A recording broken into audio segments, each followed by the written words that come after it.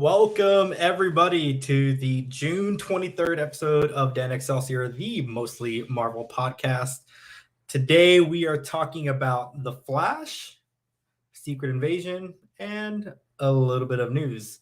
Not to wait too long, but let's get out my co-host for this week. I got Dennis and Zach. Wow, that was fast. I was trying to work in a submarine joke, but I couldn't. I couldn't do it. For the record, you gotta say the year, because we've been doing the show so long that this is not our first June that we've done this. We should just number them. Yeah, I do number them. They are numbered. What number are we on? 92. What number was Zach's last episode? Oh man, it was 51. Really? 51. He was here. Peacemaker. He was here during Peacemaker in January of 2022. And I believe he called dibs. I should have got the clip. But Zach, you called dibs on whenever The Flash comes out. You want to be there. And I had no idea that The Flash would come out. And the same week, we would have to talk about Secret Invasion. So you had to do extra homework for this one. Whammy. Well, yeah, I mean, I had to watch the show too. You know, I made the sacrifice. Yeah, it was rough. It was rough. God damn, we had you on before the hierarchy of the DCEU changed. Oh man, we're in much darker days for DC right now. We had you at the peak of where the DC. Little did we know we were at the top of the mountain. That was the top of the mountain right there. That show is the peak of DC as far as I'm concerned. It had great world building. It had great storytelling. It had a great pace, and it even had like cameos from the Justice League, including the Flash. Man, the Flash got so many cameos leading up to his first movie ever. It's ridiculous. That's right. Do I remember correctly? Were there naked people in that show? Was there naked people? First episode, yeah. Yeah, that show was pretty crazy. Yeah, there was nudity in the first very episode. R. Yeah. Oh yeah, Peacemaker has sex in that episode, huh? Yeah. Okay, yes, he does. I'm not crazy. Yeah. No, yeah, he does. Yeah. Hey, you know, I know we kind of like had a structure, I think, kind of planned. I don't know. But I kind of feel like it should be dealer's choice, like or in this case, our special guest choice. Zach, when we do get to talking about the spotlights for these, which would you rather do first? Would you rather talk about the Flash, or would you rather talk about Secret Invasion first? I guess really it's like, which would you want to Flash end first on? to get the negative stuff out of the way? I was much higher in Secret Invasion, so we'll probably end a happier note in Secret Invasion. I think you heard it there, folks. I think that was a sneak peek at what we're looking to assess the Flash right there. So if you're in the comment section and you have some different opinions, feel free to chime in so we can tell you how wrong you are. So what have you guys been up to for this week? What you guys nerding out on? Zach, go for it. Not too much this week. My kid got me into playing Vampire Survivors. I've been playing that a lot lately on the Xbox. Yeah, it's pretty damn good. He just finished like the final level on his phone, so he's all excited. But yeah, that game's really fun. So I've been playing a lot of that. A lot of Stardew Valley. Oh, it's so good. It's coming to Switch with multiplayer. So interesting. Yeah, I highly recommend it. Okay. It's difficult, but it's super fun. Okay. That's pretty much it. Just that and work. So I leave a pretty boring life. So occasionally some movies, some video games, but pretty dull over here, you know? Okay. All right. I see. I've been cranking out a lot of toy photography stuff. I'm trying to get ready. I'm going to be selling and exhibiting 2 boards worth of stuff at Comic-Con this year. 2 4x4 boards are going to be filled up with my art because I just got done winning my second award for one of my pictures at the San Diego County Fair, and I'm pretty excited. So I'm making the push now that I'm a multi-award-winning photographer.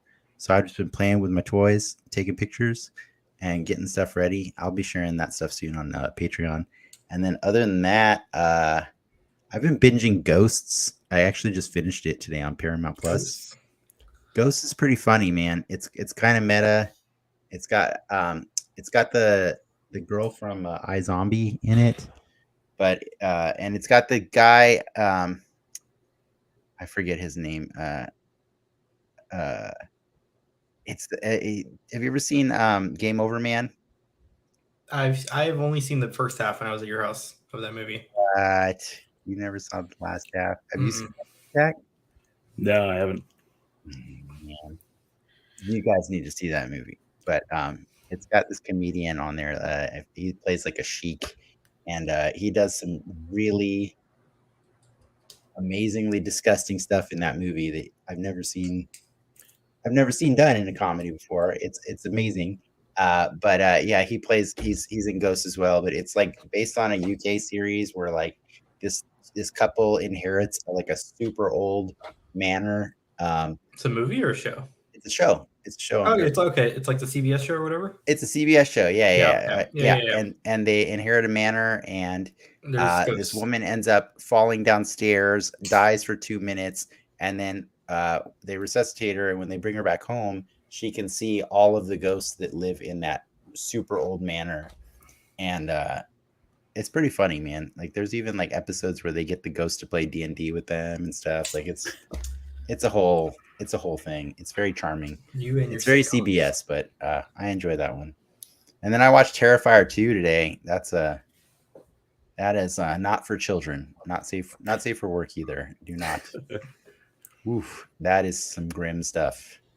I don't think I've ever seen somebody just rip a penis off somebody else, but I did today. You're on the wrong hub tabs. Yeah. But so hopefully, Zach, your kid wasn't watching tonight, but no, not today. Okay. But definitely don't recommend Terrifier 2 to your kid. Not a great one, but yeah, so that's my spectrum. I got the sweet CBS comedies, and then I got the gore fest over on the other end. That's my range of nerdiness. Yeah. What about you, Ricky? Well, you're gonna hate me for saying work, but I'm halfway through a 2-week notice, so there's been some changes. But personal or fun stuff, I've been watching. I love King of the Hill, and Selena has not seen King of the Hill, so we were slowly but surely going through like 3 or 4 episodes an evening. It's coming back, right? Yeah, they are bringing it back, and man, that show is just the greatest. Living in Texas for as long as I did, the subtle nuances of characters that they bring on the show and the dumb stuff that they do is just like spot on, like my childhood. I don't think I've ever disliked anything Mike Judge has ever done. So like, it's just the evolution of him. He just keeps topping himself. Like I don't know if you watched the Beavis and Buttheads on Paramount Plus, but I've seen a few of them. They're quite enjoyable as well. Yeah. I think he rides the line of like, at least with King of the Hill, it's like it's not offensive comedy, but it still kind of strays in interesting directions. Like it's not like let's say completely safe show. Well, Beavis and Butthead was based on like 2 people he knew in high school that just like were the dumbest people he's ever met in his life. Like that's where they come from. So I'm sure King of the Hill comes from, personal stories as well. It feels personal. I also watched The Incredible Hulk. It's on Disney Plus now. So we are 1 or 2 Spider-Man away from having a full MCU on Disney Plus. One Spider-Man away? They do not have No Way Home. Okay. They have Homecoming and Far From Home now on Disney Plus. That's pretty good. That's a pretty good. They also have Venom on Disney Plus. Yeah. But not Venom 2. Oh, that's great. Yeah. Morbius will be there soon. No, it will not. Craven will be there in a year. Speaking of, you're going to talk about that? Oh, no. Oh yeah, let's do it.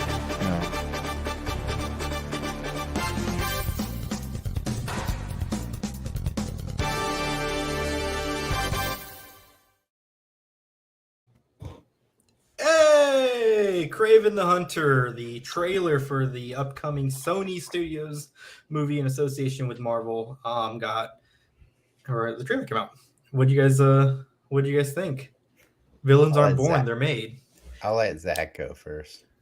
I mean, I'm not too familiar with Kraven, but it definitely looks bad. I'll give it that. You're not familiar with his lion blood origin, or his dad, and maybe a rhino in there?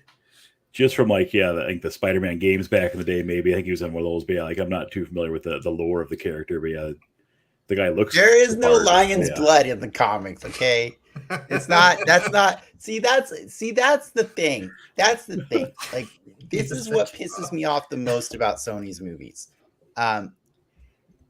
They intentionally show you how wrong the origin story is in the trailer.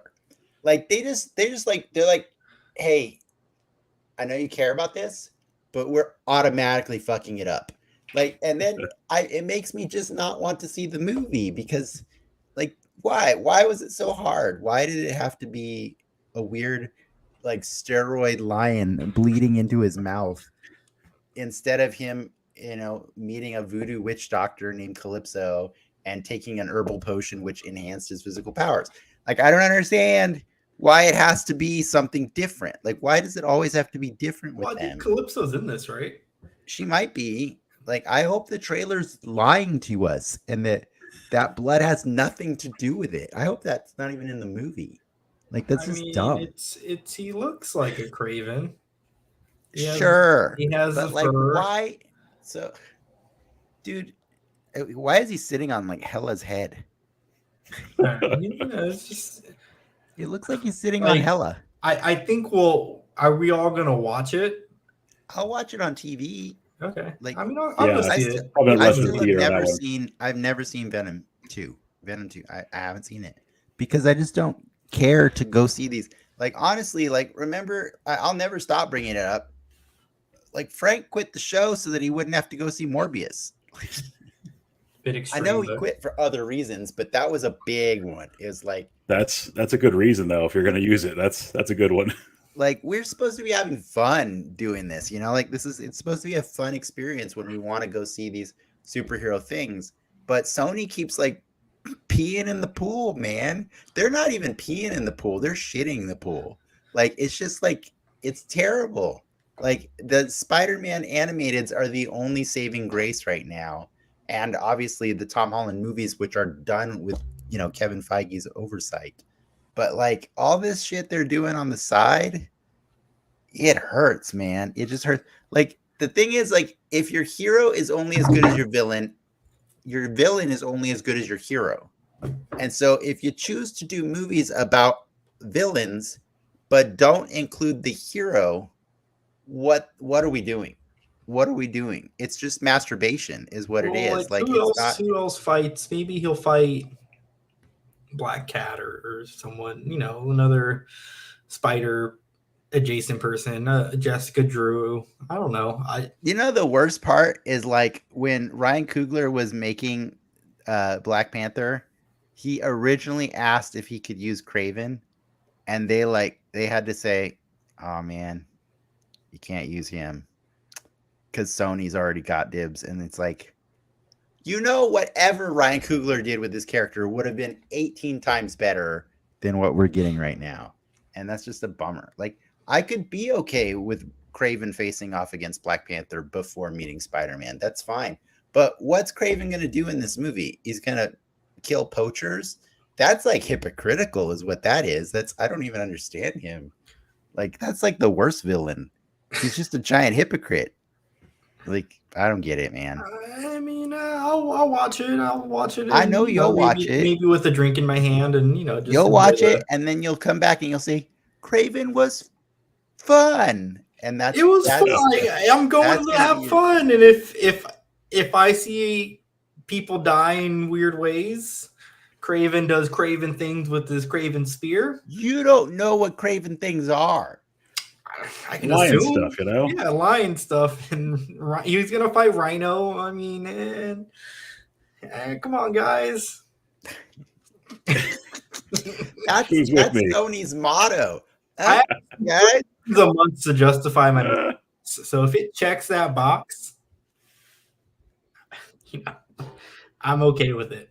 But my thing is, like, this is a lot of people's first chance to meet these characters, and like to meet Morbius, to meet Craven, and it's like, I don't understand why this is their first chance to meet them. I mean, I do. It's called money. It's called money. That's what it's called. Like, that's the real reason we're getting this, all the time. But it just looks like shit, man. It just looks like shit. It makes me sad. Like, looks like shit. Well, yes. You know what didn't look like shit? Across the Spider-Verse. But what might kind of look like shit is Beyond the Spider-Verse. Oh, I cropped this kind of weird. Multiple reports from animators working on Across the Spider-Verse basically had comments about the erratic nature of the production, stating 11-hour days, 7-hour work weeks, very long and strenuous animation process. I think the labor did pay off. It was a pretty amazing movie, right? Yeah, then why'd you say it looked like shit? Well, it's just resurfaces conversation about Beyond the Spider-Verse, because according to people who have knowledge of the status of that film, it is, a year or two away, not March as the original release date is describing. Oh, so it's going to get pushed. It's most likely going to get pushed.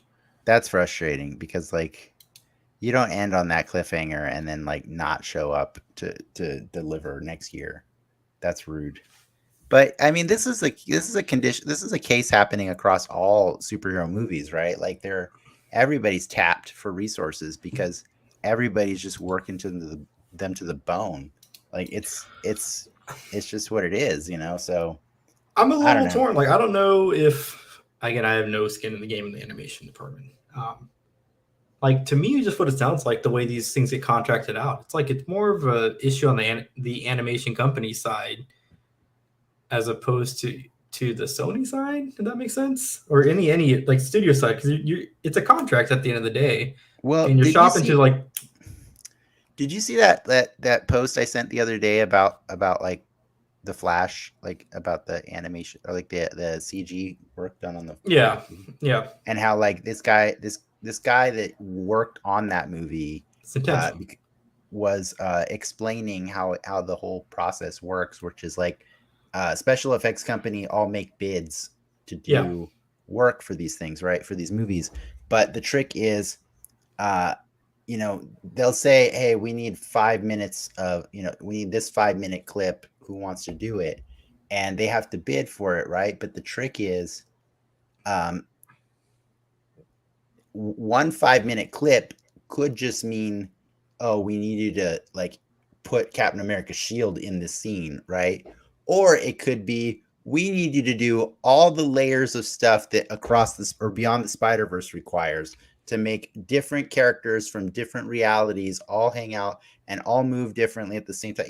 So there's no cap on the amount of special effects that can have to be required of a certain scene.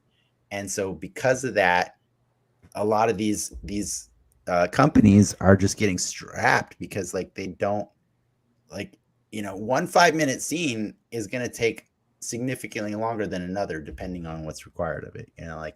I don't even want to know how long. I think the issue is they're placing lower bids. And if I'm the buyer, I'm going to take the lower bid, right? Like, Right, but I'm saying like, though, but you're ignoring what I just said, which is it's not fair to just say, hey, we just need 5 minutes. We need this 5-minute clip done.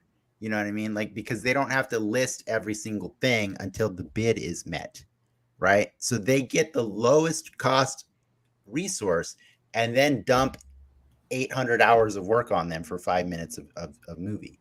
You know what I mean? And I think it's part of the disclosure that the way that the agreements are working between the movie studios and these special effects companies needs to be reworked, because it's not sustainable, which is literally in the title of your headline, right? It is unsustainable. So I feel like, having worked in video games for a long time, which is like adjacent to this, like I understand that at a certain point you're agreeing to do that. You're working in video games, you're going to be working hard hours sometimes. It's called crunch, whatever. It's not optimal, but like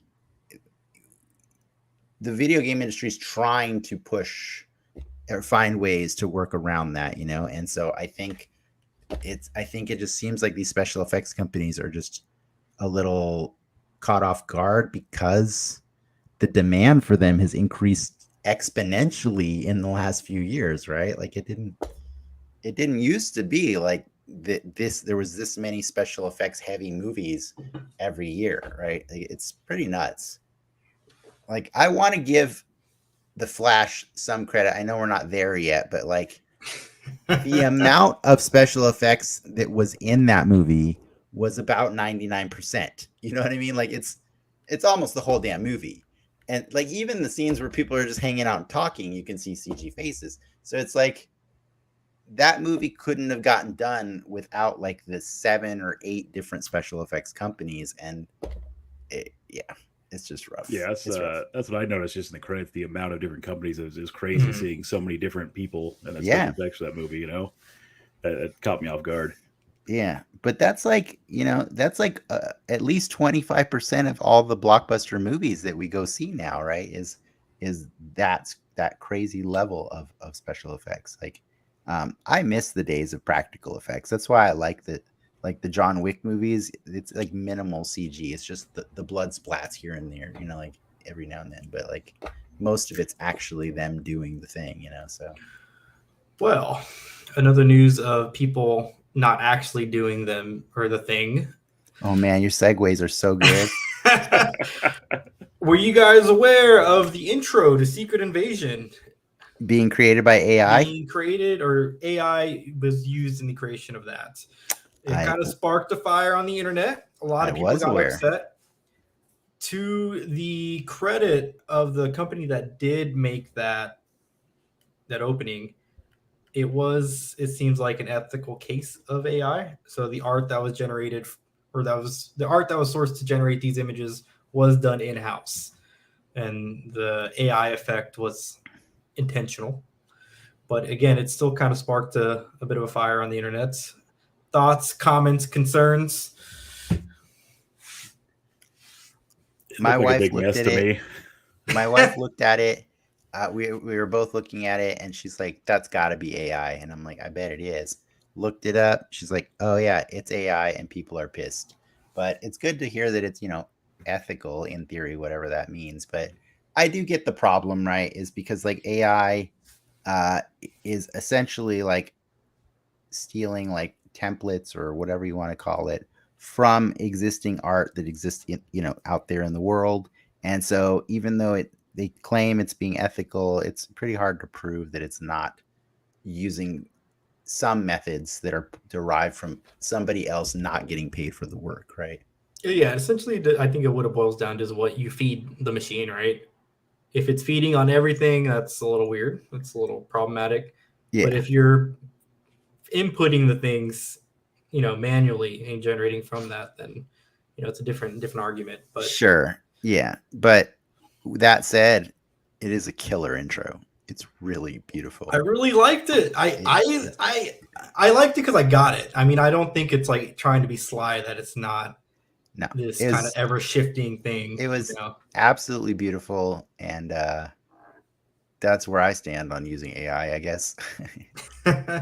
It's a tool. You can use it for good. Yeah, you can use it for bad, for good or for evil. But you could make the argument that anytime a giant corporation is using it, they're cutting corners, and they're the people that don't need to be cutting corners. You know what I mean? Mm-hmm. Like they have the resource, they have the money, so. Yeah, it's scary when you see giant corporations using this tool that is supposed to level the playing field, because I don't think that's the implication when that happens, Well, segueing to giant companies cutting corners, our last bit of news. Marvel Studios is skipping Hall H this year. I don't think that's cutting corners. It's not necessarily a cutting corners case, but from what the reporting seems to say, it's primarily based on the writer strike. It's blocked a lot of things up. It's tying a lot of people up. It's tying a lot of access to people up. Yep. And at the end of the day, it's sometimes it's just easier to pull the plug, and that's what Marvel Studios is not the only one that's not going. HBO, Warner, or HBO is not going, or whatever the Max division is, and Universal's not going. So, but Warner Brothers is going, right? Warner Brothers has not confirmed nor denied that they are going. They probably have nothing. They probably have nothing to show. Like, it's I mean, whatever. You pull out a Superman, that's a pretty big thing to show. I'm gonna say this. I'm happy. You know that I spent 20 some years in the trenches, always there in Hall H every time Marvel was there, and it was really cool for a long time. But for me, like, after Endgame, I didn't feel the same like obligation to be consuming. I mean, like, every single bit of tease that they had to give me, you know what I mean? And I say this fully aware, knowing that we've been doing a mostly Marvel podcast for 2 years now. I love Marvel. It's a lot of work. It's not, have you been in Hall H, right, Zach? No, I've never been. Oh man, it is. I've watched the Powered and stuff here or there on it, but yeah, I've heard a lot about it, but never been personally. It's not something you just walk into. It is. Yeah, my thing is, I love Marvel. I really, truly do. But I don't love Marvel enough to sit through 7 hours of not Marvel, and all the hours it took to get the ticket to be there. You know what I mean? Like, I have to watch a lot of crap before it, and it's not worth it for me. It's kind of like the Super Bowl. Like, I don't care enough to watch football, so I'll just look up the trailers tomorrow. You know what I mean? Like, and I know I'm supposed to call it the big game, but oops. Ooh. I was referring to that bowl of noodles. Yeah. The super bow. Yeah, super bow. But I don't understand that feeling anymore. Or, I mean, sorry, I understand it. I don't have that feeling anymore. That's fair. Yeah. So for me, like this same thing, like PlayStation did their recent showcase, and like they really didn't show anything. So it's like, why go to Comic-Con if you don't have stuff to show right now? Like, clearly Marvel doesn't have like a slate other than the Marvels. Really, there's nothing else to show beyond that really right now. Right. And if they're not going, it frees my conscience, right? Because then I don't even have to be sad that I missed anything at all, the experience. Because I do know there's a camaraderie that comes with being there with all your friends and everything like it. It's a cool moment. It makes you cry harder than when you experience it watching it on your phone, for sure. But, knowing that they're not going means I'm not missing out, and I can go enjoy everything else there is to see at the convention without having to be locked in a room with 6,000 other people giving me COVID. That's just my, that's well, we're not kissing in there, I mean, you're definitely screaming at the top of your lungs. So that's a lot of spittle. Yep. And then rounding out the news, we got some Legends. We do. These are actually leaked this week. They have not been confirmed by Hasbro, but I mean, I'm pretty sure they're going to be confirmed because they look like they're already done. We're getting another wave of Disney Plus Marvel Legends. I think they look cool. It's a mixed bag of characters from the different shows that we've experienced so far. This is, Talos in his human form and Nick Fury. But you can do the head swap. That's really cool on Talos to give him the. It's funny. It's just a regular dude with special head and hands. Like, yeah, but regular dudes are hard to come by, right? Now you got. They're not. They make a lot of regular dudes in the MCU, but I'll take it. It's another regular dude. I really do like the Nick Fury. I'm a little weirded out that he's got the eye patch, though. Does he? Like, that's a little strange. right? He shouldn't have the eye patch. Maybe it's a spoiler for later in the season. We don't know yet, you know? Maybe. Yeah. I'm kind of thrown off by that toy. But what else we got? That's it. Well, there was some leak stuff. I couldn't find any good shots of the leak stuff. Oh, yeah. So the rest of the wave supposedly has got like it's got Vincent D'Onofrio Kingpin from Hawkeye. It's got Yelena Belova from Hawkeye in her Black Widow outfit. And it's got What If Gamora dressed in the Thanos armor. That's actually from an episode of What If that was canceled, or not canceled, but cut for the first season. But the character still showed up in the final episode of What If. Do you remember that briefly when they brought the Avengers of other universes? Yeah, and the final one. They brought that Gamora in for like a minute and stuff, and it's because they actually made an episode with her and Iron Man, but it just, budget reasons they didn't make it. But and then I think Hydra Stomper with actual Steve Rogers' head is going to be the Build-A-Figure. Yeah, everyone's favorite thing, the Hydra Stomper. I mean, it's cool. Yeah. I think Steve is coming back in the second season of What If, so that's cool. But I think that's why they haven't officially announced this. These were leaks because I think they're waiting for What If to come out, right? Is that show coming out this year? Is it? Well, I mean, writer strike's screwing everything, but I don't know if it would screw that show because it should all be written by now, right? You would think. I don't know. I think it's just I think it's just Loki and Marvels this year, right? Is that all that's left after Secret Invasion, or no? Loki. Well, Armor Wars is going to be a movie now, right? No, you got Echo later this year. Oh yeah, okay. Echo. Daredevil was supposed to be this year. Yeah, Daredevil got pushed. Blade's pushed. The Loki thing's weird though because they can't, because of the real life stuff going on with Jonathan Majors. He can't appear in anything promotional, like anything. Wait, he can't? No, that's why if you look on the Ant-Man and the Wasp stuff, he is not on any of like the promos that they have for it. And the same thing applies for Loki, which can be a little weird. I mean, we just saw not having a star do press works really well for stuff, Yeah. That's a perfect segue. That's the other reason that this whole thing, this bubble's bursting a little bit, right? It's just people are making it awkward. Yeah, well, people are making it awkward. Let's get into awkward people.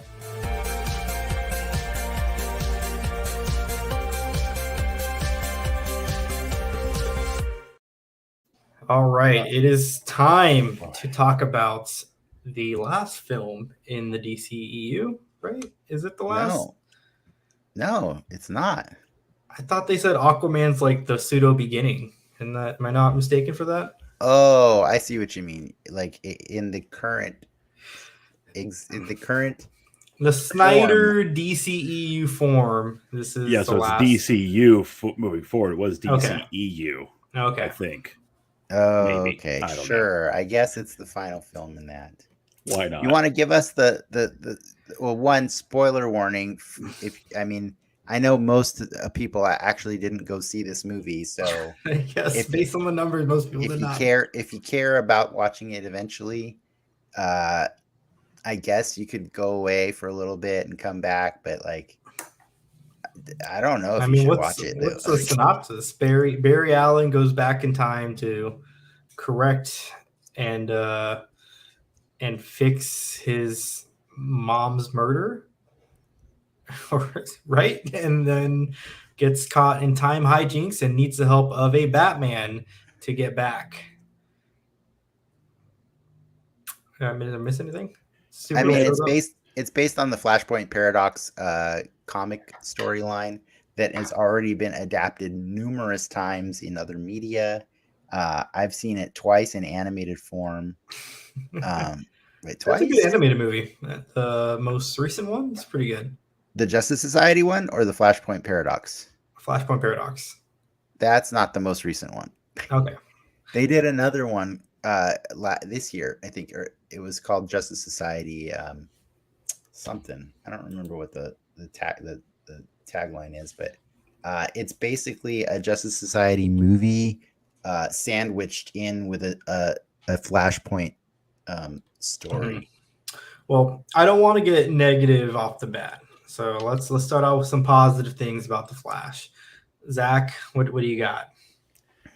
It was great seeing Michael Keaton. I mean, that was my Batman growing up. So it was great seeing him as Batman again. It makes you wish that the Batgirl movie didn't get canned. That would have been nice to see him as Batman in a bigger role. But Affleck's pretty good in the movie as well. Supergirl's great in the movie. So there's some positives. Out of those three positives, I agree with one of them. Hey, this is the best Affleck's been as Batman. I mean, it's a low bar. It's probably the best he's been. The opening 15 minutes of that movie are pretty good. I think I will convict to that. What? I enjoyed the tone a lot. The CG babies. The CG babies. That part's terrible. The babies. Minus the babies. Minus the main action of the 15 minutes. Yeah. I think the spirit of the first 15 movies is really good. Seeing Batman into the negatives kind of thing, and hey Barry, I need you here, and Barry's in a different city, and then Wonder Woman shows up. That running was cool. That was cool. Awful. It was terrible. Well, special effects aside, the pose he takes to get ready to run, he holds his left foot. What is he doing? I've never seen a runner do that pose like that. That's why they're running that fast. Yeah, they don't run like the Flash, Dennis. That's why they're not running that fast, because they're not doing that pose. Yeah, but I think I see what Ricky's saying is for me, it was cool to see it's the first movie scene where the Justice League it's just there, and it's just known that they're there. Just doing Justice League shit.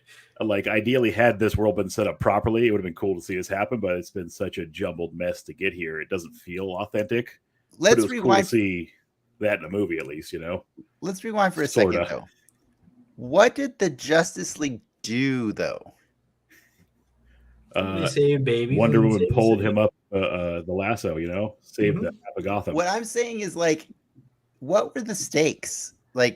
Other than the entire west wing of that hospital that somehow only had one adult person and 16 babies and a dog. I don't know where the other people. There was a virus. Okay, so there was a virus that Batman was going to stop. Okay. It would have wiped out half of Gotham had it fallen in the bay, Dennis. I watched the movie twice. Yeah. I took copious notes.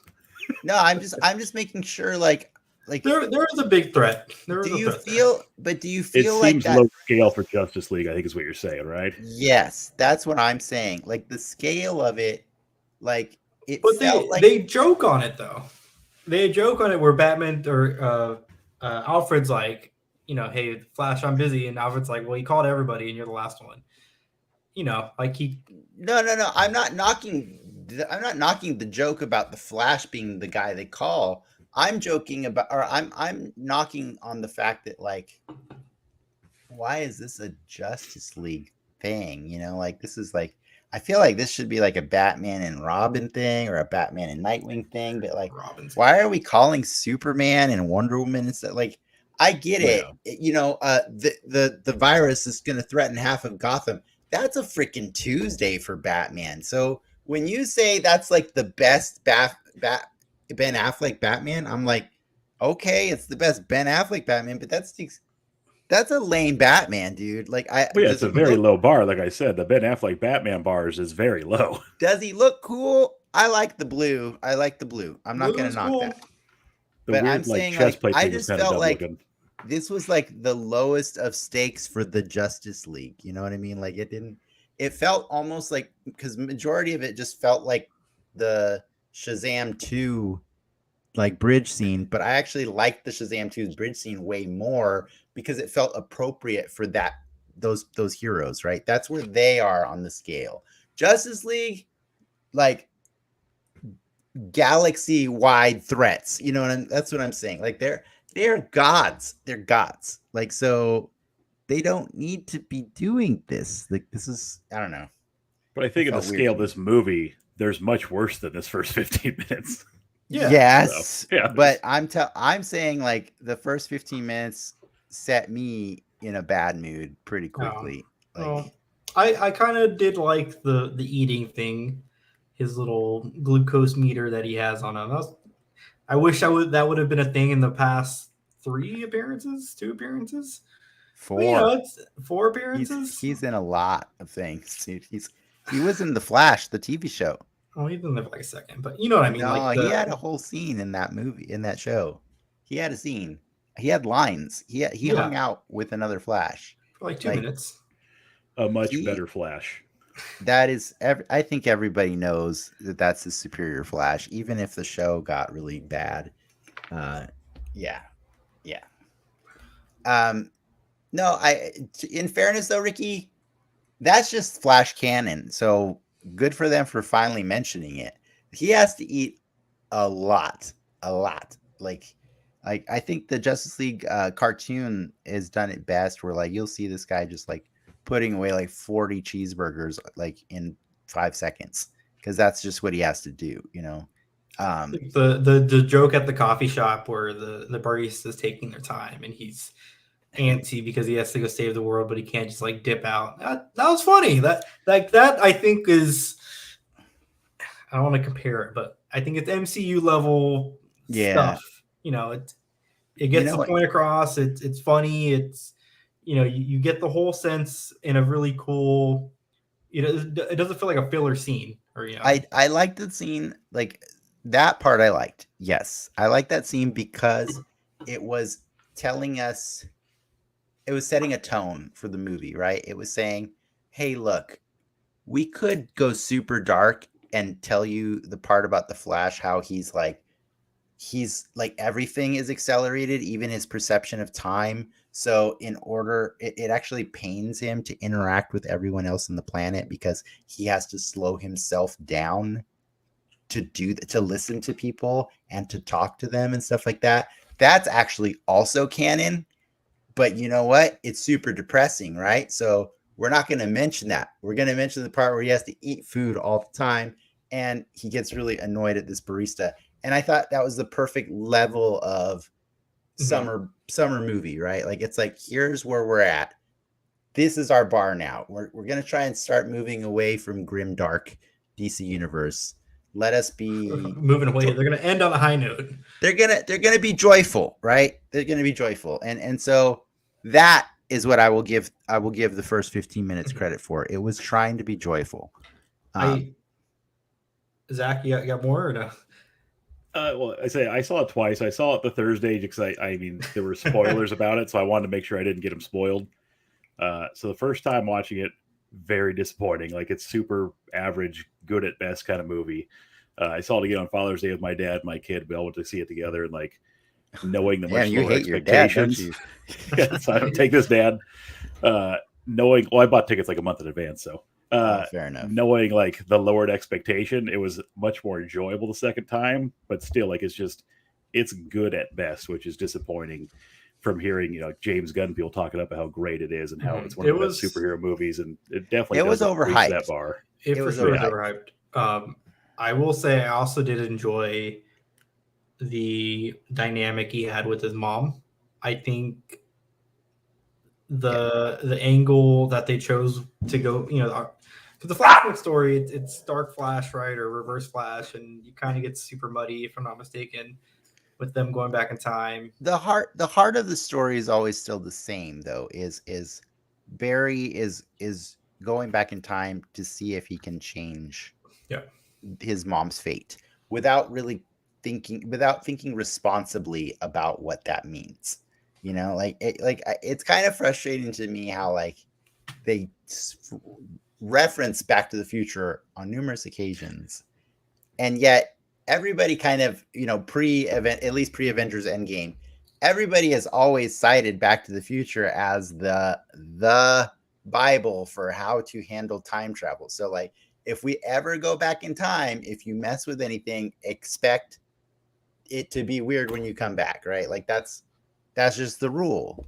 They reference this movie in their universe, and yet he does flagrant stuff, like where he goes back in time and messes with things. And then he's like surprised when Michael Keaton's Batman. And I'm like, what? That's the least of your problems if Michael Keaton's Batman. You know what I mean? Like that's a win, I guess. You know, that's better than Ben Affleck. So yeah. Mom stuff was good. But yes, the mom stuff was I liked her performance. Yes. She made me believe that, you know, she raised a mama's boy.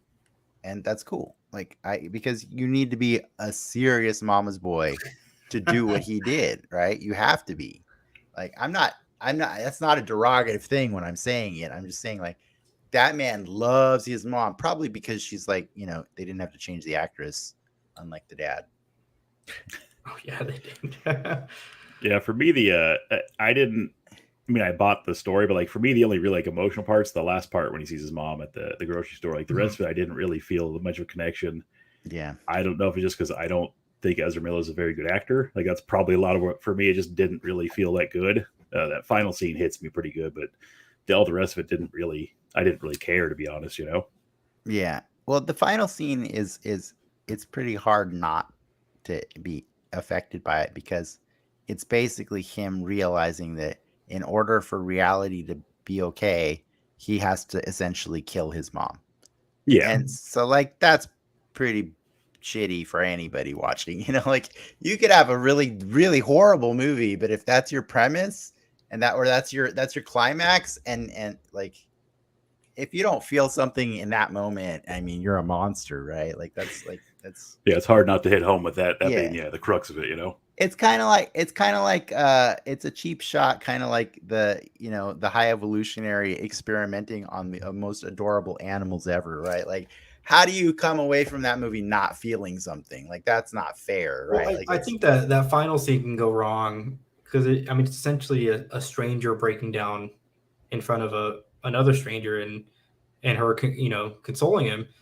And I think if done improperly, that could be, you know, funny.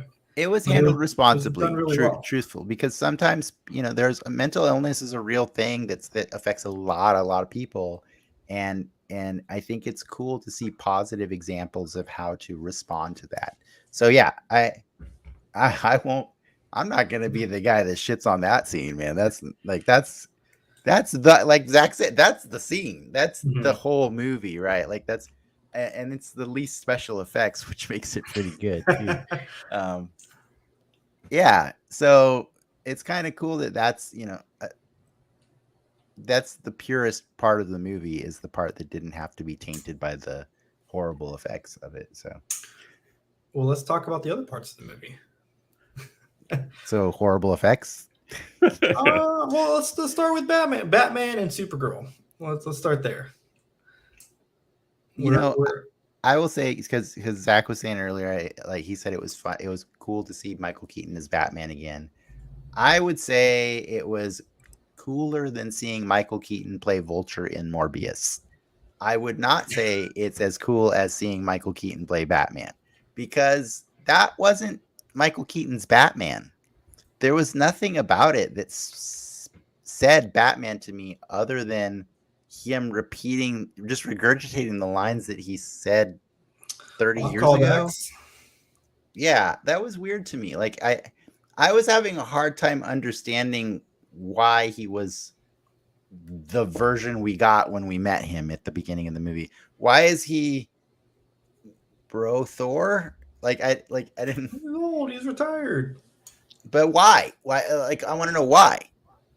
Like that's the best part of like every Dark Knight Returns story is you got to learn why he retired, because then it matters when he comes back. You know what I mean? Well, I think just the brief exposition is he basically said that Gotham doesn't need him anymore, so Gotham's supposedly magically safe in this yeah, version. But yeah, see, like that's not. Yeah, I don't like that. That's not good. Yeah, like that's not the story.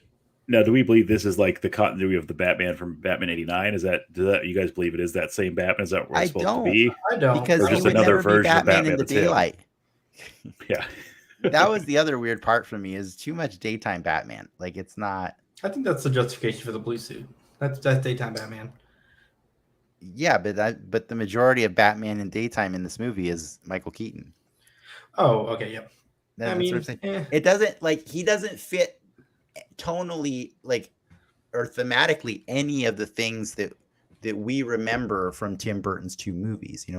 There's no gothicness to the manor. It's just hey, we're having pasta for breakfast. It's it was weird. It was weird to me. So is it nice to see Michael Keaton wearing the mask? I guess. I don't know. I'm not a big member berries guy. For me, it takes more than just showing me the thing to make me happy. That's why I've only ever seen Batman 89. I have not seen Batman Returns. If anything, I kind of have a soft spot for Batman and Robin because that was my Batman. You mean Clooney? So you love the ending then, right? I mean, if you're going to pull out everyone, might as well, right? I was expecting Kilmer to show up in some capacity. I wasn't. I was hoping for Bale, but I guess we got Clooney. I had a conversation with my wife a week before we saw the movie. I saw the movie where I was talking about how I wonder if Christian Bale would do it because he's always said he wouldn't do Batman without Chris Nolan. And then we were I don't know, maybe he would. But then we thought about it and we're who would do it? Clooney. Clooney would do it. And Clooney did it. And it was... Well, that's when there was all the rumors of they reshot the ending and a former Batman was going to be at the end. And logically, I'm well, it has to be Bale because who the hell would want Clooney to come back? But that would make more sense, right? But Bale doesn't have to either. So he probably just didn't care, or didn't want to. Who the hell would want Clooney back? The same movie that started with the Flash watching a barista talk about a PB&J, True. And that's why I think, that if scene. You get one, you gotta celebrate. I mean, I don't want to pick and choose, but you celebrate them all, right? Playing Batman is like playing Bond. It's like playing. But Spider-Man. But the difference is, are we celebrating them or are we just putting them in front of you? It can be both. It can be both. And when it was both? Spider-Man No Way Home. That's when it was both. Because Andrew Garfield got to actually complete a story arc that was really painful for a lot of people that never got closure for it, right? We got to see him redeem himself for Gwen. And that was the most powerful scene in that entire movie about two other Spider-Men also. You know what I mean? For me. And so that was so much more than just member berries, right? That was fulfilling the promises that we never got to have. We got to understand what happened to Toby, and why he was good with it. He was at a good place in his life with it, and so it was really cool to know, we're not here asking the question, do you think that's the same one from blah, blah, blah, like you just did with Batman? No, we definitively know it's them, and that's comforting for me. But when I see this Michael Keaton Batman, I'm well, I mean, you got some of the stuff. The ascot gives it away, it's not his style. Exactly. Yeah. So it just felt more shallow to me, it just very superficial, and that can be cool, if that's what you want to go in for, if you want to go for lighthearted fun, superficial, that's cool. But I think what happened for me is I think James Gunn and the entire world hyped this movie to make me believe that we were going to get a reboot worthy of a new, fresher, better DC, going forward.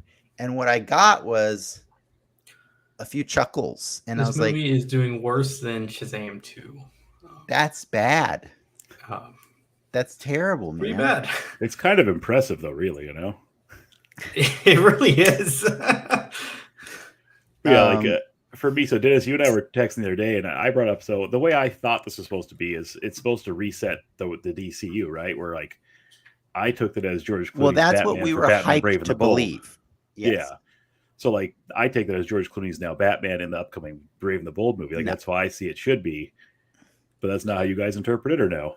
The only thing I took from it was there's a line where Aquaman and the Flash, he was like, "Well, what do I look like?" He's like, "Oh, you're the same guy in every universe."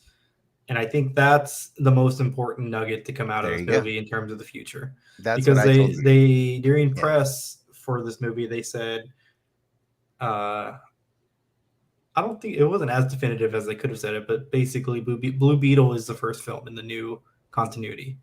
It's just going to be a different universe that may or may not have Ezra Miller as the Flash, but it will most definitely have Jason Momoa and most likely Gal Gadot. So like that's what I got from it too. Like that's like I'm on the same page as Ricky, and that's what I told Zach is like considering the tone of the movie, how it was just all kind of a joke the whole time.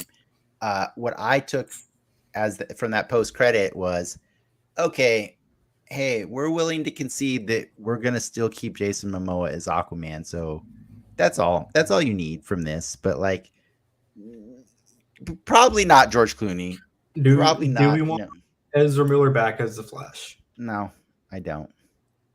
Yeah, I want the TV guy, man. Like, get Grant Gustin in there. I'm so tired of like having this weird invisible barrier between TV shows and movies. Like, and I know Disney's doing a lot to like, finally, legitimize that. I'm still waiting. I still want to see the movie that first has my characters from the TV show in the movie. Like that's going to be like as big parts of the movie. That's going to be really cool. Cause like Multiverse of Madness kind of did it, right? I'm like, ooh, they're referencing WandaVision, but like she was already movie character before this, so like she was kind of like punching down. The Marvels, Monica Rambeau. The Marvels will be the first one, really. With Miss Marvel. Yeah, because it's got her entire supporting cast in it, right? So, but I'm saying like it sucks that like we all know Grant Gustin has been doing the damn job. And like it's wearing more accurate costumes too. The personal stuff going on with Ezra Miller that just makes it like the shittiest of PR situations that they could have wanted. It is, but you know what? Honestly, I just didn't like him as the Flash. Anyways, like even though, like I didn't think he was. I think he was funny and charming. Yeah. Did I think he was the Flash? No, I didn't. Like he didn't feel like Barry Allen to me. He just felt like Ezra Miller's version of Barry Allen, and that's frustrating because like every time you watch one of these movies, you never know how it's going to do at the box office, right? And so we know that the box office determines whether or not we get more. So you never know if it's going to be a franchise that just tanked dead on arrival, and we're going to have to wait another 10, 15 years before the execs decide it's time to dust this one off. And that's frustrating when you get a weird version of your character that you were expecting. Like he was too quirky. He was just too quirky for me.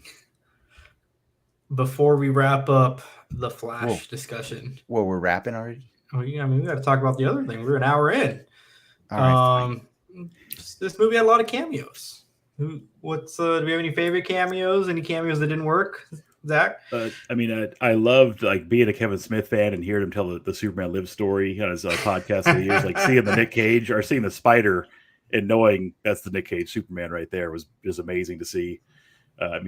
Is the Spider reference in that doc? I knew about that movie, and I've seen a lot of the he fights a giant spider, but I think it's a mechanical spider in the so basically the executive that had him write the thing basically pitched him to fight a spider at the end, and Kevin Smith's like, well, Superman doesn't fight a giant spider, it's not a villain of his. And then that same thing got adapted for Wild Wild West later on. So like the giant mechanical spider Wild Wild West is like where that same executive or whatever used that character, that scene from. But like just seeing that scene was really cool to see. So that was probably the highlight of all the weird Elseworld stuff they showed. I did enjoy it. I'm like, well, fuck it. They're going here. That's a fun, dumb direction to go in. And for me, it's like if you're going that far, if you're going that far too, like throw Grant Gustin in there, throw Linda Carter. Like, why did you just have everyone? Like, it's just weird they would cut stuff from that scene when it's just a montage of crap, Right? Because when the Grant Gustin show did their Crisis, they included the movies. They showed stuff, and it was really cool. And you're like, damn, they're including all of it. The cartoons, like everything. And so it was really frustrating to me that it didn't go the other way around. It was like, we just got done watching Across the Spider-Verse where they literally said, hey, here's everything. And everybody's like, any ooh, that's version cool. of Spider-Man you could find. Yeah. Yeah. And then for this, we got like the cheap discount version. You got what was in the archives. You just search Batman in the Warner Brothers computer and see who pops up. Yeah. It just made Well, that's here in the story. Do you guys hear the story about like the Jay Garrick or Flash version where like everyone thought it was the guy from the TV show? Basically, it was just some random stock footage or like random Flash character. Like everyone thought it was that guy though because it looks just like his face. Like, oh, it's not me. It's like they just rip some random Flash. Yeah. That's weird. Like I wanted to like the cameos, but the special effects on all of them were so bad that it just made it so hard for me to care. And also, Andy Muschietti freaking ruined the Nick Cage thing in an interview before the movie came out, and I was like, why would you say that? Why would you tell people that? That could have been the best thing for me, but. So I knew it was happening when it happened. And so when I saw the spider, I'm like, yeah, there it is. Because the story is cool and it's funny and stupid. And that Superman does fight a giant spider or it's a mechanical spider piloted by Toyman in the animated movie Superman Doomsday. And Kevin Smith plays Toyman in that scene. It's just the opening of it. But it's brilliant. So they never stop referencing it. So it's very important to Warner Brothers, this story, but like it was too meta for me. Like I think that was the weirdest part about the meta-ness of this movie is it was like one layer too far. It was beyond the superhero-ness of it. Now we're just doing Hollywood meta. Like do we like how many people know that Eric Stoltz really was cast as Marty McFly? And they filmed like several scenes of that movie. I thought that joke worked though. I thought because as soon as they said it, I knew what it was. Like I knew you're a cinephile. You know what I mean? Like, and so. But I think you in that context, I think celebrating it was the right choice. And I think even if not, like just as a person not knowing, just hearing the different like. Oh, he's Top Gun or he's Flashdance, like just hearing like their version of the world, someone could pick up and otherwise. But yeah, like I knew it too, but it communicated the fact, but like I guess there's no harm in if you happen to know that actually almost. I think more people know. Reality. I mean, there is footage out there of. Yeah, I know. I know. Shot like but I'm just saying, movie, right? I guess it made it distracting from the movie because now I'm thinking about, hey, that is a real thing, instead of just focusing on the story itself, which I felt was a very light story. There's not a lot going on. I've seen it told better several times now, especially in the TV show.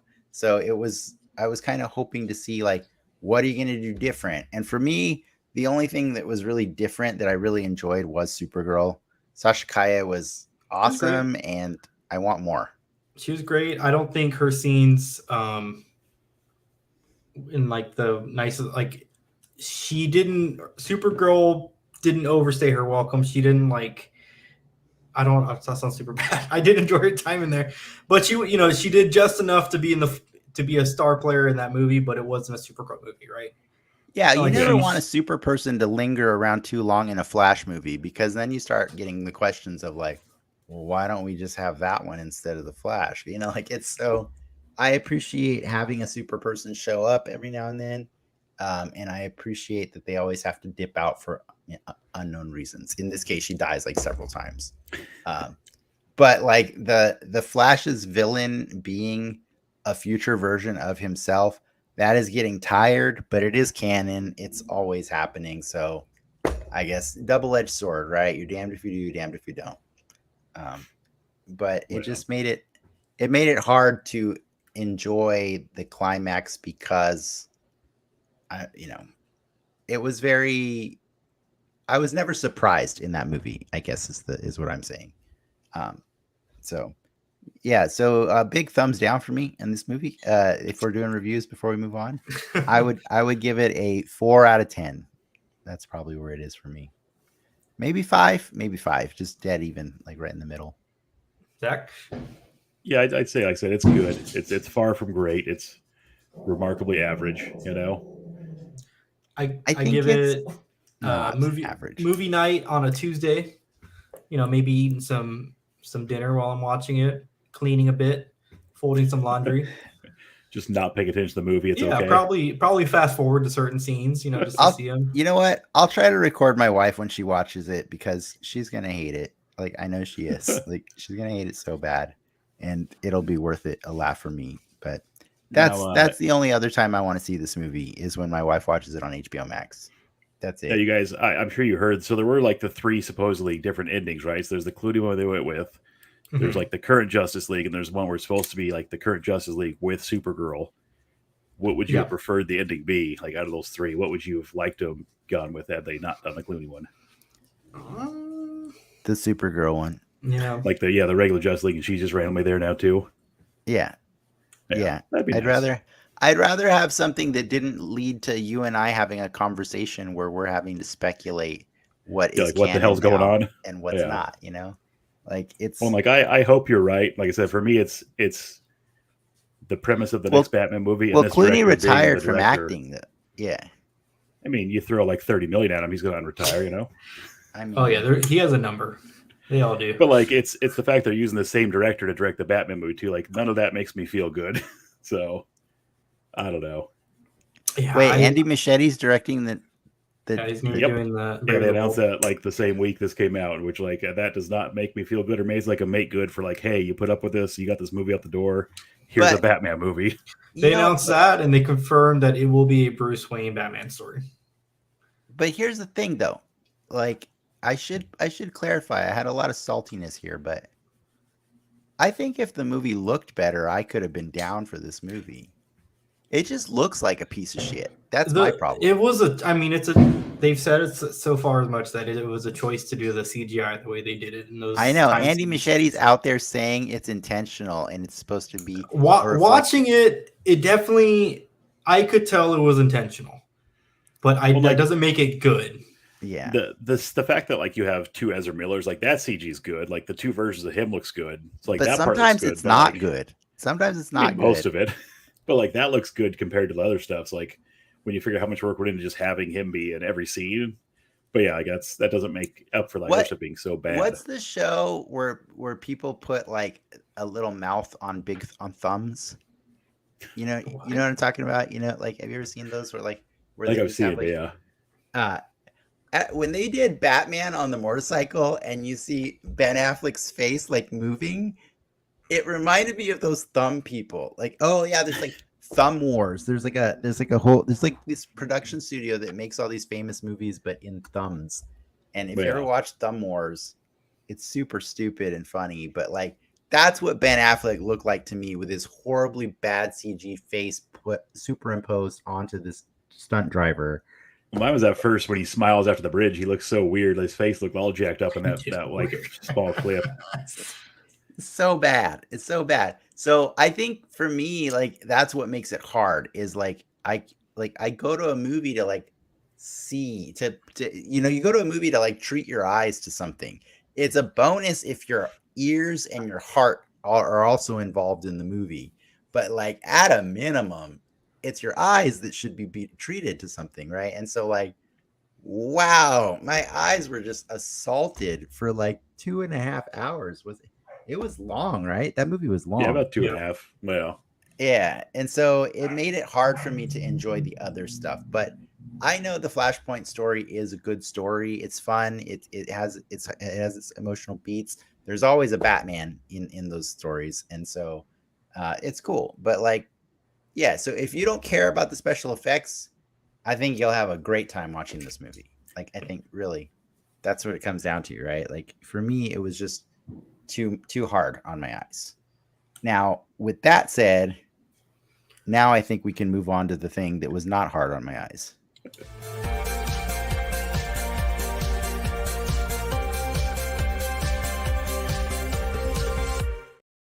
Marvel Studios' Secret Invasion, the latest Disney Plus show that premiered this past Wednesday. What'd you guys think? I thought these guys clearly got all the good VFX studios. It's subtle, Zach. Yeah, I want to rewatch it. I watched it once, but I'm going to rewatch it. It's really enjoyable. I mean, it's back to where like Marvel has a different tone for a show where like everything seemed too similar recently. Where like it's nice to have like a spy thriller, like a specific genre again for one of their titles. Ricky, you want to give a recap of the episode?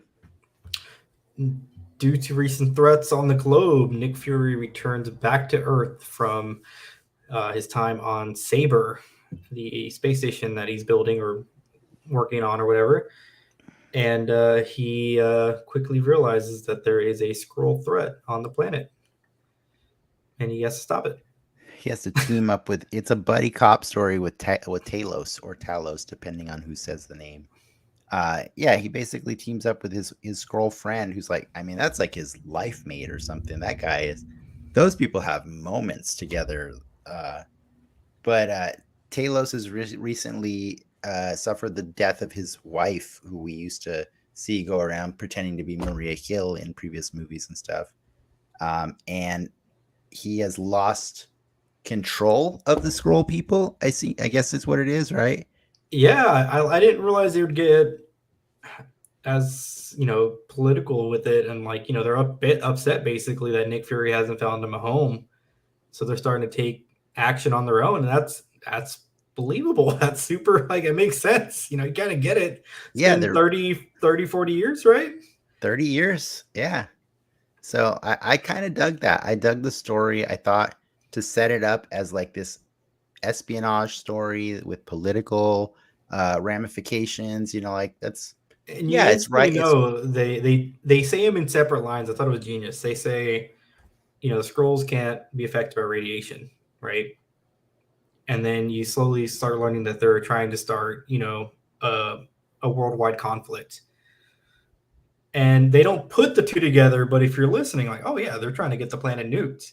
Yeah, and that totally, man, you get it instantly. Like I thought those two little pieces were brilliant, and it all makes sense. Yeah, they're gonna do the thing that Nick Fury barely avoided at the end of Avengers, right? Like that's like. And I think they've picked a lane for Nick Fury, and I like it, right? He's gonna stop global warfare, and that's cool. I appreciate that. That's appropriate for that character, right? He's gonna be stopping a nuclear war. I like it. Like he's not gonna go save a hospital wing from like babies that are falling out, and so like, and he's not gonna go stop Thanos from resurrecting and stuff like that. You got to assess the power set and say what would be the appropriate thing for this character to be facing. And I think they chose a great conflict for Nick Fury. It's just slightly above average, right? Like he has to deal with a global threat that involves aliens that are slightly stronger than us, but essentially they just like hanging out with us and eating our food and stuff like that, He's also considered AWOL, so he doesn't have all the resources that he might have had otherwise. Yeah. So. And he's also affected by either the blip or the death of Tony. It's hard to tell. Like, I think Maria Hill calls him out on that at one point, because he's trying to say why he came back. And, she's like, are you sure that's the person? Like, I think they're implying that Tony dying had an effect on him. It scared him a little bit, right? Yeah, it was the first big chink in the armor, right? Because like, I mean, I think he always knew Natasha was going to die, right? Like that's right. Like he knew that she signed up for that job, but Iron Man never signed up to die for that job, right? Like, and it was a role that Nick Fury pushed Iron Man into, which eventually ended up being the sacrificial lamb. And I don't think that sits right with Nick Fury. And I think that's cool. But I also think he's going to use that guilt to help Talos do whatever he can to get control of his people or, yeah, I think, see, just the things we're talking about right now. These are cool. These are cool ideas. These are cool stories. These are cool things that I have not just seen in my comics, and well, it's contextually, I think it works for the times that we're in now. and it works very much for the MCU that's already been built. All the heavy lifting's already done, and you're basically on board from the get-go. And I think what's interesting about this show in particular, it's the first one in a while where we're not introducing first one like 3 shows that we're not introducing new main characters, right? This is a Nick Fury show. We know what he does, we know what he can't do. All right, we're on board. We're not trying to flesh out his stuff, off the get-go. Yeah, I think like coming in, we didn't know like Amelia Clark who she was, but now it's just the Talos' daughters. Like we know who she is now, and there's like the other leader of the Skrulls is kind of the only new character. It's not like that's pretty easy to pick up right away. Self-contained story, right? Like yeah, it's pretty clean. It's staying in the spy and Skrull lane and not trying to like blow out like the cameo list with like a billion superheroes showing up and stuff or introducing new ones, unless they do. They could bring Quake back. I'm just saying it's we're getting a Rhodey. Yeah, we're getting Rhodey for sure for the show. But I really like that we're doing a story that's like just focused on Nick Fury, because we've never really gotten that, right? Like we've been hanging out with Sam Jackson since 2012 or no Iron Man 1 2008.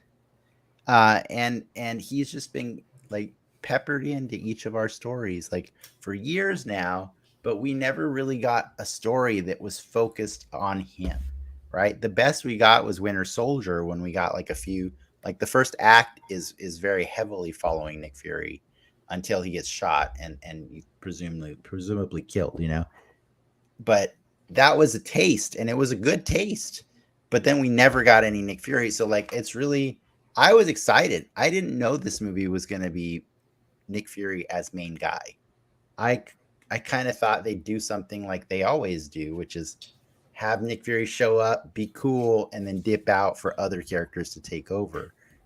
So that's the most exciting part for me, because like, dude, Sam Jackson is freaking awesome. Like, so no, he's great. And another perk about the show or the episode I really enjoyed is they're letting him act. You don't get Sam Jackson to, he's not the action star Sam Jackson. He's, Academy Award winner actor Sam Jackson. So to give him these character moments, these character moments with him and Maria, him and Talos that are, funny. I think the comedy bits are slightly edgier, in tone. They just talk about race. They talk about, a bunch of other stuff. It's when he says the word I'm not going to say. Yeah, that was pretty cool. That was funny. That was a good bit. But you're getting these really good moments with him that we haven't gotten in past movies. It was cool. Zach, what was your favorite part of this show?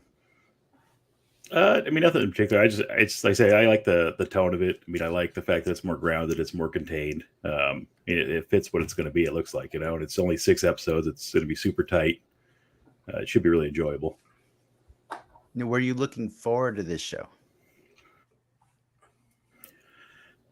Well, was I looking forward to it? Yeah, I was. I mean, I definitely wasn't the first announced it. Like I said, I wasn't really too familiar with the story, and that the Skrulls kind of taken over or living amongst us. So it's cool to see it. It's cool to see it adapted. Like I said, Sam Jackson's great so far in it. So I'm pretty confident it's going to be good all the way through. Yeah. We had a pretty big shock at the end. We saw the demise of Maria Hill at the hands of who she, I guess, presumes is Nick Fury. That seems to be sparking up the internet as well. Some people are happy, or they thought her death was, well done. Other people think we haven't gotten enough time with Maria Hill. Isn't she in the Marvels trailer? Is she in the Marvels trailer? Doesn't she go to the Kamala Khan's house with Nick Fury, right? Or is it Photon he's with? It's Photon. Oh, okay, so she's not in the trailer? Okay, I thought she was in the trailer for some reason. Trailer, dude. Okay, so she might really be dead then, huh? So yeah, I've had problems with that moment because I know the character in the comics, and I also love Kobe Smulders from How I Met Your Mother. I love this character like so much that like I kept waiting for her to be the character that I know she could be. Because like Maria Hill has been a really big part of the Marvel comics since the early 2000s. Like they kind of introduced her as this up and coming shield agent that suddenly actually when Nick Fury just disappeared, he went AWOL in the comics. She had to take over as director of shield. And so she was director of shield for a long time during a lot of the stories that Marvel has been pulling from for the MCU. Like basically 90% of all the stories they tell now are all from like 2003 and on. Like they don't really want to do all this stuff from the 60s or the 70s or the 80s, like because like all the really cool mature stuff, most of it took place in the last 20 years. And so that excited me when we got Maria Hill in Avengers, because I was like, cool, we're establishing a character that's going to pay off in the long term, right? Because you can get Kobe Smulders kind of on the cheap, right? Like she's like, you can probably get Nick Fury for like 7 or 8. That's How I Met Your Mother's money. I meant she has How I Met Your Mother's money, but she's not Sam Jackson money. Do you know what I mean? True. So my expectation of this character was always, hey, you have her be the right-hand person to Sam Jackson for a while. And then eventually when Disney doesn't want to pay those checks anymore, you slip her right in, she takes over, and then we start getting endeared to her because we've seen her that whole time. And then she starts changing shit. She starts doing things her way, and then it's fun, and you have to see how the superheroes interact with her. And that was what I always thought we were leading up to. But what we got was a few tiny cameos here and there. Never got to know anything about her as a person, and then she dies. I think you got more stuff about her than what you let on. But more stuff about her in this episode. But that does not justify 11 years? I think it 11 does. years. What? I think it sets up, if that is the nail in the coffin for the tone of the show. Like no one is safe. No, what it does is it sets the stakes for Sam Jackson's character, but it doesn't think responsibly about the future of the MCU. Instead, it says, you know what, we owe Sam Jackson a good moment, so we'll use Kobe as a prop for him to work from. So he's going to have a lot to work off of now, right? His last right hand man, he lost Coulson, he lost Romanoff, he lost Iron Man, and now he lost Kobe. All he's got left is Talos. Like that's it. That's his only other homie. I guess Carol Danvers, but he barely ever sees her. So yeah, it was just kind of weird for me because yes, it's gonna be cool for Sam, but like I wanted stuff to get cool for Maria. If this episode had ended the exact opposite way, I would have been down. I would have been like, oh shit, Sam Jackson's finally dead. And now Maria Hill has to solve this thing. That would have been wasn't gonna happen.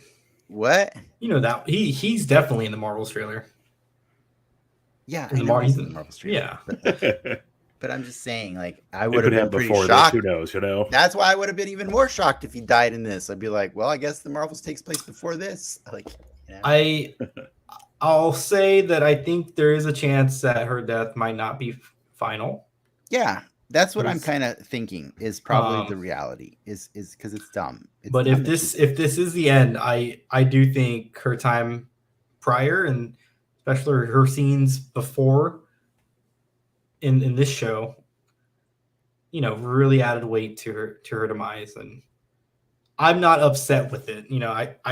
I think it sets up what the show needs to set up perfectly. You're not upset about the white woman telling the black man that he's not ready for the job at hand, and he's not able to look out for himself, and then later she dies because she's not ready for the task at hand. But you're looking at it as a racing. They're friends. No, I'm looking at it as a social issue, like not a race thing. I'm saying like it's it's more than that, right? It's like, what was she used for in that episode? She was set up to die and just impart her wisdom to the guy who's wiser than her. Like, that was what? That's a little, that's weird. Do you get what I'm saying, Zach? I don't think she Yeah, was I set got up to you. die. I do see your point, though. Yeah, Like- that makes sense. I mean, that I'm not, so I should clarify. I'm just able to find the faults in anything. Like, but I actually really did like the show, with the exception of Maria dying. But like, I'm willing to give the show the chance. Obviously, I'm going to stick around for the other 5 episodes, and I'm going to do it with an open mind. I'm not expecting Maria Hill to come back. Like, I'm not. I really am not. So maybe I'll be, pleasantly surprised if she does, but I won't be more angry because, like, I can be over it. I can be done. The Band-Aid's ripped off. They took a character that I thought had potential and they wasted her. Okay, fine. But I'm not going to hold that against the rest of the show. You know what I mean? Like, because somebody's got to die all the time, to keep these stories, interesting. I just would like it if it's characters like Coulson, that made you feel something when you see them die. Like, what Coulson if they do The Walking us. Dead with Glenn, where she's not really dead, but she comes back and 3 episodes later dies, like The Walking Dead did with Glenn, which was just terrible. What if they do go that route? Yeah, We'll get a flashback episode next week of her, and then you'll get her backstory. In fairness, IMDb says she's in 6 episodes. I think it's a cop out. I honestly do, because I know people are citing like, well, it's a special guest appearance by Colby Smulders, and if you were going to do a cop out, that's exactly what you would do. Like, there's no. I know a lot of the credit stuff is contractual, but it's not a requirement. Yeah, if you're going to do something sly. IMDb says 6 episodes for her. So, but again, it could be simple, superficial things like, well, not superficial, but like you said, they could really legitimately be flashbacks where he's like thinking about his time, because like we never get to see into the mind of Nick Fury. And so that would be nice if we get to see how that relationship actually, how strong it was. And then it would be one of those fun things that by the end of it, we suddenly realize, oh man, she was his ride or die so hard. And then it's fun to go back and rewatch the death, and then you're like, oh, now that hurts more. Well, but I doubt they're going to do that. It hit a little hard because, he gets off the ship and he hugs her. They don't shake hands. They don't say hi. They hug each other. That's like the most emotion we've seen him show up until this point. With her, yeah. I think he's had more emotion with like Tony Stark. I think he's had some pretty good scenes with Tony and Spider-Man. He's had some pretty good scenes with Spider-Man. Technically, that wasn't him. That was Talos, but... Yes, but it was Sam Jackson either way. And who knows? And who knows Nick Fury better than Talos, right? That's kind of the point of Talos, right? Is he knows this guy so hard that they'll touch heads. He thinks they touch heads? I said they'll touch foreheads for like a few seconds. Oh, yeah. Perfectly quiet, and you're like, that's your thing, guys. I'm not used to doing that with my friends. He's a single man now, so yeah. So it was cute. It was cool, but like I think what that did is convey a hierarchy, right? Because yes, he hugged Hill, but he did that with Talos. So like, Hill's cool, but she ain't Talos. Maybe that's like a scroll hug. You never know. I mean, sure. But you could teach a human hug. You could teach him the human hug. Not in 30 years, not enough time. Yeah. Where I mean, it's the first episode. This is 1 of 8 or 1 of 6? 6. 1 of 6. Where do you think this goes? I know. Well, I'll ask 2 questions. Where do you think this goes? And who do you think is going to be revealed to be a Skrull at the end of all this? Because that's how it's going to end, right? Someone that we have known is going to be a Skrull for a long time. See, here's the problem I have with the question. Okay. I think the episode already betrayed the intrigue of the potential of the show because in the first scene they show Martin Freeman end up being a Skrull, but they don't let you ask the question, well, how long has he been the Skrull?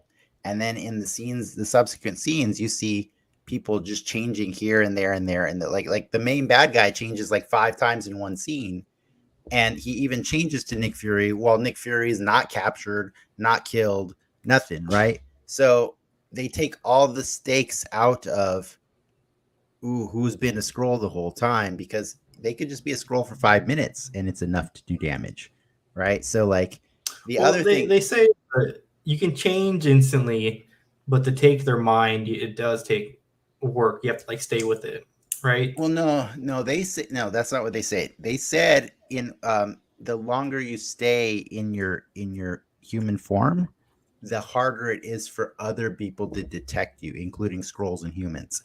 Which is funny because like then main bad guy just keeps changing into things like on, in the scene where he's a Nick good Fury. Skrull.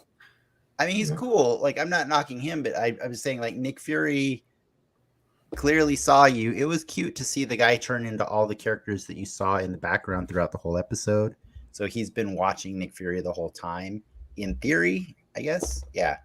But what I'm saying is it kind of knocked the wind out of the idea that we could have that giant thing where we're revealed to see, oh, this person was a Skrull since 2003. Like, I don't think they're going to do that. I don't think they are. Like, because it's so vastly different from the comic already, because the other give they threw out there is they already showed you the pods that they put their people in to capture them, and like that in the comics was revealed at the end. So you're actually wondering, oh man, are they dead? Like how long if they've been Skrulls, like when did the Skrull get them? Did they kill him? You know what I mean? Like you don't know for sure. Well, but that can't be all the pods. No, I'm saying, but my point is, we don't know about the pods in the comic until the end. We find out, oh, for some reason they kept them all, and once you defeated them, they all got freed. And oh, look, there's all the original ones that have been gone since 1985 or 2010 or what, like. And it's cool. It's fun because like these characters have to catch up, right?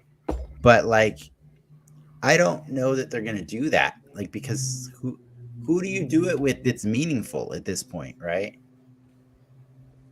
I think you do it with Natasha. No. I think you do it with Natasha. Hear me out. You do it with. You're saying that She's it's cooler if you're saying it's cooler if Skrull Natasha gave her life for Hawkeye.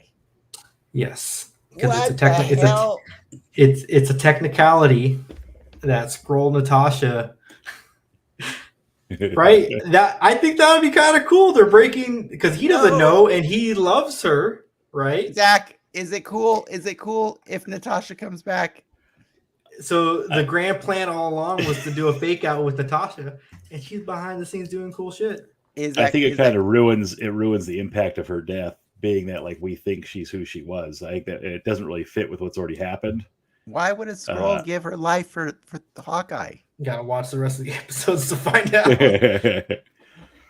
I think it's gonna be like just centered around the family dynamic more. Like I think it's gonna be more the Talos' daughter and Nick Fury. And then I think it's gonna be sort of more tight, like as far as scale wise. I don't think it's gonna go too huge. I don't think it's gonna have any giant repercussions on like, oh, go back and watch these 17 movies because that person was a Skrull the whole time. You know what I mean? Like, I don't think it's gonna do that. Other choices that I've seen floating around are Rhodey or the president. But the question is like, okay, if it's Rhodey, but like, for how long? Was it Rhodey after he got paralyzed? Before he got paralyzed? Because that's shitty. Like I don't know. Like it has to be after. It has to be after he got paralyzed, because then if you rob him of that, now you're just insulting disabled people. You know what I mean? Like it's very delicate. Like they can't do anything that's of meaningful stakes, right? Like if they do it to a Rhodey after Endgame, woohoo, I don't care. Rhodey hasn't done anything meaningful since Endgame, right?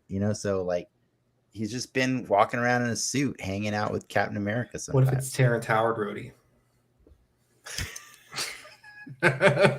Killing me, Ricky. You're killing me. But that's what I'm saying. I don't think there's many people. I'm with you on that. I really can't think of who they would do that wouldn't be shocking or disappointing, right?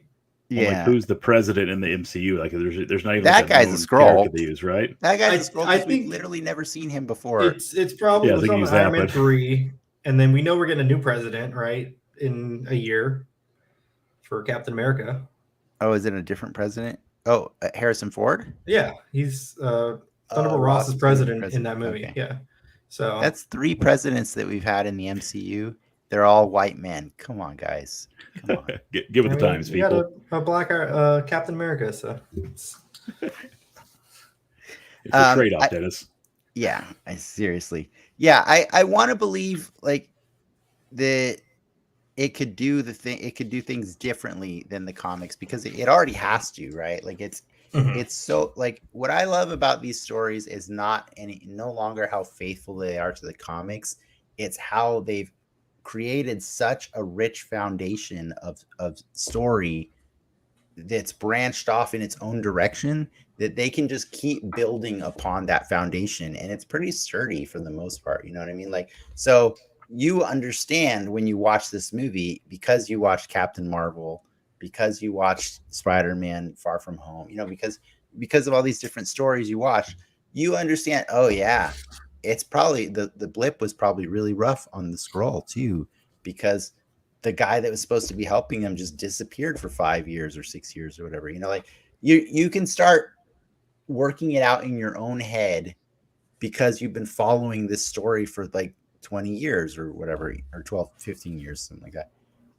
And it's fun. And so like, I don't care that it doesn't do the beats from the comic. Like as long as it's got Skrulls pretending to be people in positions of power, we're good, dude. We're good. We're just doing Invasion of the Body Snatchers, but in the Marvel universe. And that's fine with me. Like it's enjoyable. Would it be disappointing or too early to see the Super Skrull in this show? I think that would be weird because the Super Skrull is supposed to be the guy who copies the 4 powers of the Fantastic Four. Okay. Would they do it? I guess they probably would. Yeah. That's the thing they haven't mentioned yet, though, is certain Skrulls are capable of copying superpowers. So that could be the thing they reveal in this episode, in this show. Like that's... Well, in the trailers, you definitely see Gravik doing some power stuff. Oh, really? Okay. Yeah, he does some type of stretchy thing. I haven't rewatched the trailer in a while. Stretchy thing, I mean, they could just argue it's shape-shifty thing, you know what I mean? Like, but he like shoots his arm out. Like it's a pretty good stretchy thing. Okay. All right. We'll see. Yeah, but I wouldn't mind seeing Skrulls have superpowers because all we've seen them is have super strength, right? I did like that fight scene between Talos and the broker, the Skrull. Yeah. That was some cool violence. I was really cool. Enjoying it. It was cool to see him like, let me do it. I still got it. Yeah. That was fun. I do have like, I'm waiting for a little bit more. Like I said, I think the Maria Hill of it all just kind of like left me with a bad taste in my mouth at the very end of the episode. But it's not to say that I'm not still interested in tuning in next Wednesday. But I want the thing that like Moon Knight gave me, or What If, or Loki, or whatever, where it's like I want to feel like, God, is it Wednesday yet? And I don't feel that yet. You know what I mean? Like I'm not there yet. It was decent. All right. It was fun. It has potential. And it doesn't have bad CG. So potential and not bad CG. That's the bar we have here at Den Excelsior. Kind of is though, right? Like at this point, I don't know. It's either that or Craven. That's my bar. So Craven's your bar, man. It's your bar. Exactly. Craven, the Spider-Man video game coming up. That'll be good, Craven. All right, Spider-Man 2. That's gonna be good, Craven. Well, yeah, I mean, yes, but what else are you looking forward to on the horizon? Because like last time you earmarked the Flash, and we're like, all right, Yeah, we'll see you what's in your a year next and a show in a year? Yeah, what's the shit. next one you want to come back for? I mean, Peacemaker season 2 is happening eventually. It sounds like so. That's probably the next After DC Superman. highlight.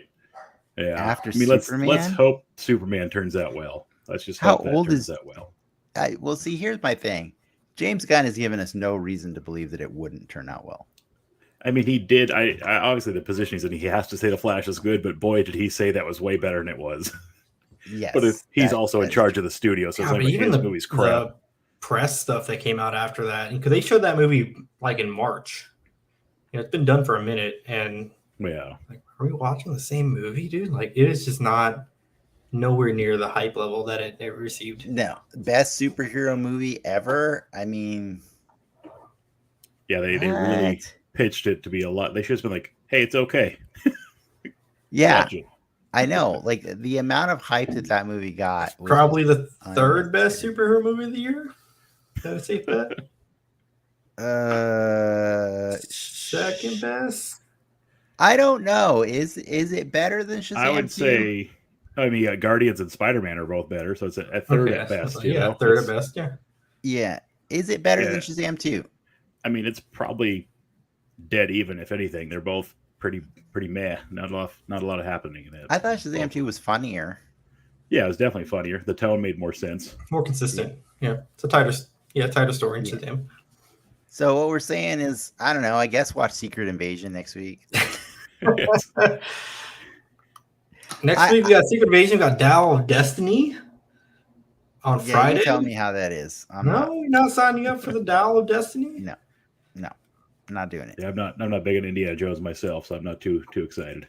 Oh, I like Indiana Jones. I just like Indiana Jones before Crystal Skull. You don't like geriatric Indiana Jones? No, I do not. But there's I young think- Indiana Jones in the movie too. I think There is. see, here's the problem. Young Indiana Jones is on Disney Plus too as well. If I ever go watch the Indiana Jones movie, I'm gonna have that story in my head of like, all right, is it the good VFX teams that won the bid or the bad VFX teams? You know what I mean? Like, because that's what I'm worried about. Like, I know that for the most part, Marvel gets the good ones, but I have seen them falter here and there. But like, does that love extend to Lucasfilm as well? I think more so, right? More so. They're say what you will about the new Star Wars trilogies, but those aren't bad looking movies, right? Is that a hot take? I think I like the practical effects used more in the first. Yeah, episode that's 7 why was they're really not practical bad effects looking heavy. movies. It's because they relied on practical more than they So did. this one's it's a Lucasfilm joint. That's like in their lineage, and you know, I would having concerns about the CG is not something I would have with the Lucasfilm movie. Have you seen the Gophers in Kingdom of the Crystal Skull? That movie's not bad. That movie's terrible, Ricky. That I movie's think not it is. bad. That movie's That absolutely movie has a garbage. villain problem, but I don't think those are bad movies.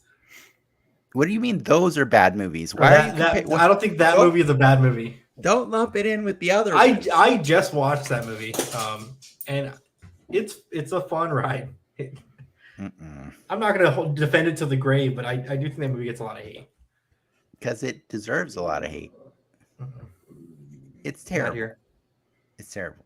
All right, are we Well, done? I've never seen it, so I can't go one way or another. I'm Well- sorry for everybody who tuned into the show. We got salty. It happens. It happens sometimes. But I'm happy that everybody tuned in, and I'm happy that Zach showed up, and I hope this was entertaining for you to talk trash about the Flash. Let out your flash. Was it was therapeutic at enjoyable. all? Did it help? Did it help to hear other people agree with you, or Just you guys both helping me confirm that isn't George Clooney isn't Batman moving forward is all I needed to know. You know, as long as that's the truth, I'm okay with it. you heard it here, guys? Yep. You heard it here first. We can confirm it. George Clooney is not coming back. He's not. Well, Perfect. as we wrap up here. You have a better chance of Justin Roiland playing Batman in the future. God. As we wrap up stuff here, anything to plug? Anything to plug after that? That's look forward to new episodes of Solar Opposites on Hulu, not featuring Justin Roiland. I heard he got fired from both his shows. And he still gets money. He's like a producer on all of them. So yeah, but he still got fired. Yes. Anyways, no, I have nothing else to plug right now. Just look forward to more of my art and stuff coming out on the socials at Genix Media, and I will be sharing stuff soon. What about you, Zach? Just my website if I ever actually posting again. So GameRote.com or at GameRote on Instagram or Twitter. That's it. Thanks for having me on, guys. I appreciate it. We'll be back in like a year and a half. Yeah, we'll check back in a year and a half. Nice. Peacemaker Season 2. Mm-hmm. Shout out to our patrons for hanging out with us too. I think we're doing a post show, right, Dennis? Yeah. Lots of action after this, so check us out there. Remember, patrons get that show live, and if you're not a patron, you can always catch it a few days later up on YouTube. But other than that, you want to say the thing? What's the thing? Oh, you gotta see you next time, true believers. That thing. I feel like that's your thing. I can't say that. I thought you wanted me to say, you have listened and we have spoken. Oh, I was like, what? No, that's the wrong show. I was so confused. Well, it's just we've been doing the show for a few weeks now, and you never asked me to say the thing. You just like I thought you would know. It's like instinctual. See you next time, true believers. Enough said.